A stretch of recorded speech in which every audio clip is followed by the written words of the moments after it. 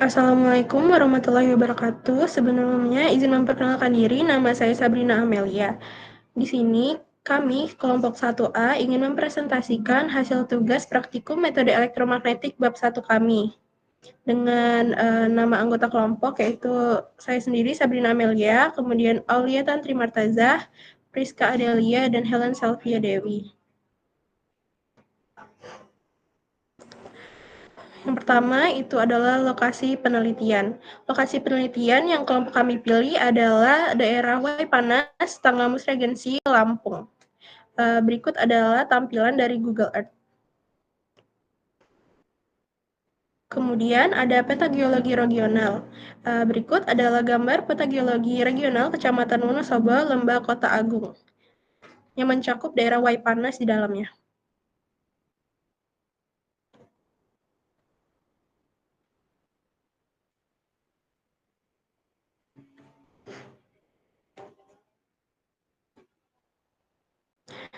Selanjutnya, daerah Kecamatan Wonosobo, khususnya Waipanas, Tanggamus, memiliki potensi panas bumi yang signifikan. Wilayah ini tersusun atas satuan Skinca Volcanics, QHVS, yang merupakan hasil aktivitas vulkanik masa lalu, dan alluvium QA yang menutupi bagian dataran rendah. Keberadaan beberapa sesar berperan penting dalam mengontrol migrasi fluida panas ke permukaan, sehingga muncul manifestasi panas bumi di Kota Agung Barat. Struktur sesar memungkinkan air tanah dipanaskan oleh aktivitas magmatik di bawah permukaan, menciptakan sistem panas bumi hidrotermal. Satuan Skinca Volcanics berperan sebagai sumber panas, sementara alluvium di dataran rendah berfungsi sebagai media akumulasi air tanah. Dengan kondisi ini, Waipanas memiliki potensi yang menarik untuk eksplorasi dan pengembangan energi panas bumi di masa depan. Nah, berikut ini merupakan peta lokasi penelitian yang tadi sudah dijelaskan oleh Sabrina, bahwa kita meneliti daerah Waipanas Tanggamus Lampung yang punya potensi panas bumi besar.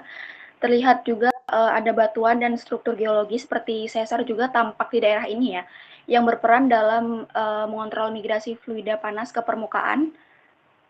Kemudian keberadaan sesar ini juga memungkinkan fluida panas dan muncul sebagai manifestasi seperti mata air panas di sekitar kota Agung Barat. Next.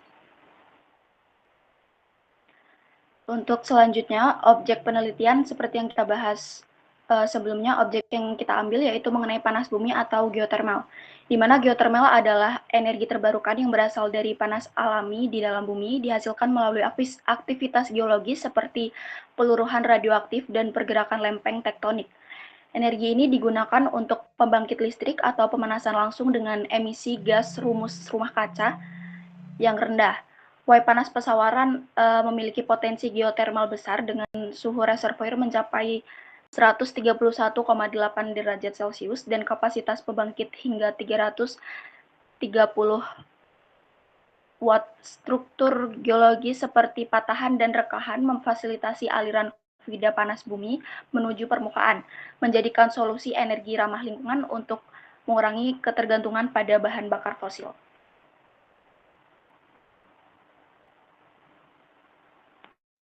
Nah, untuk metode yang dipilih yaitu metode magnetolerik yang digunakan untuk menyelidiki struktur bawah permukaan bumi dengan memanfaatkan medan elektromagnetik alami. Untuk prinsip dasar metode ini tuh didasarkan pada pengukuran variasi medan listrik dan medan magnet bumi. Data yang diperoleh dari pengukuran ini digunakan untuk menentukan resistivitas listrik batuan di berbagai kedalaman, sehingga memungkinkan identifikasi struktur geologi seperti reservoir, hidrokarbon, zona panas bumi, dan jebakan mineral. Keunggulan metode MT ini terletak pada kemampuannya untuk menembus hingga kedalaman puluhan hingga ratusan kilometer tanpa memerlukan sumber buatan, sehingga sangat efektif untuk eksplorasi geotermal, hidrokarbon, dan penelitian tektonik. Namun, metode ini juga memiliki tantangan seperti gangguan dari sumber elektromagnetik buatan dan kompleksitas dalam interpretasi data aktivitas anisotropi dan heterogenitas bawah permukaan. Next.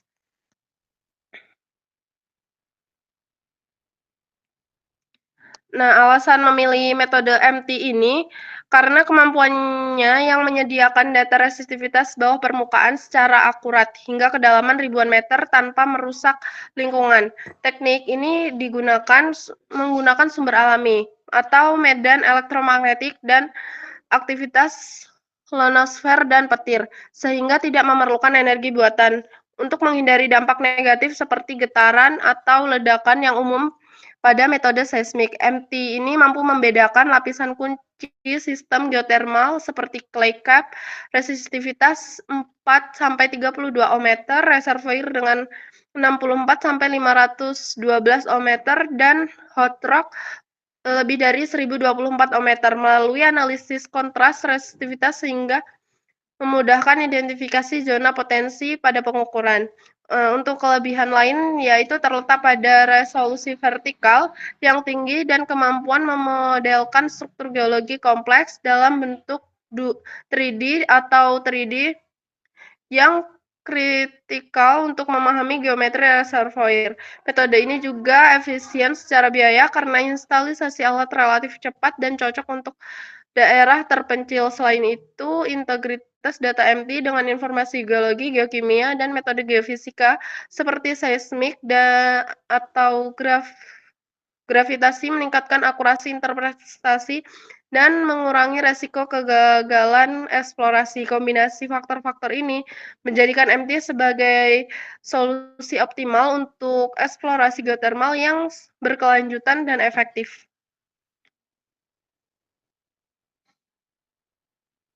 Selanjutnya di sini ada tabel perlengkapan di mana di sini ada komponen alatnya.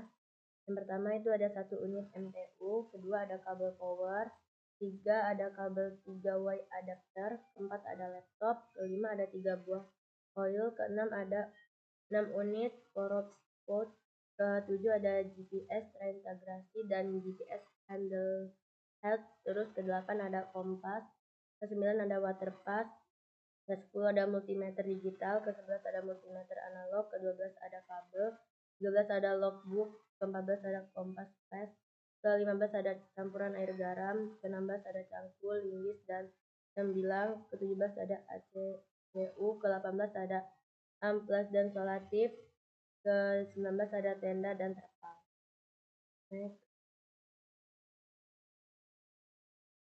Selanjutnya di sini ada RAB akuisisi, di mana ada item perlengkapan. Yang pertama itu ada sewa peralatan MT termasuk coil, pot, kabel power, kabel 3Y adapter. Jumlahnya itu ada 1 satuan setengah hari. Harga satuannya itu ada 5 juta. Terus total biayanya itu ada 5 juta. Tenaga kerja kru yang ada jumlahnya itu ada 4. Satuannya itu ada orang per hari, ada 200.000. Selanjutnya di sini ada kedua ada tenaga kerja atau kru, jumlahnya itu ada 4. Terus satuannya itu ada orang per hari, harganya itu 200.000, total biayanya itu ada 800.000. Kemudian yang ketiga itu ada akomodasi dan transportasi, jumlahnya itu ada 1. Terus satuannya itu paket per hari, harga satuannya itu 1.500.000, total biayanya itu ada 1.500.000. Terus yang keempat itu ada konsumsi kru, jumlahnya itu ada 4. Satuannya itu ada orang per hari. Terus harga satuannya itu 100.000, total biayanya ada 400.000. Kemudian ada baterai dan sumber daya, jumlahnya itu ada 1. Satuannya itu ada paket per hari, harga satuannya itu 500, total biayanya itu ada 500. Peralatan pendukung GPS, kompas, water path, dan multimeter. Jumlahnya itu ada 1, satuannya itu paket, ada harga satuannya itu 2 juta, total biayanya 2 juta. Perizinan dan administrasi, jumlahnya itu ada 1, satuannya itu ada paket, harga satuannya itu 3 juta, total biayanya itu 3 juta.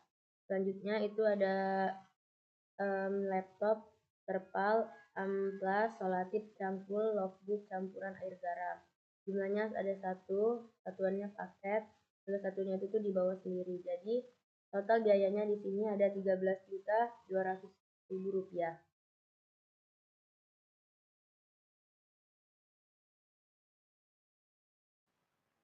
Baiklah, sekian presentasi tugas bab 1 metode elektromagnetik. Terima kasih. Wassalamualaikum warahmatullahi wabarakatuh.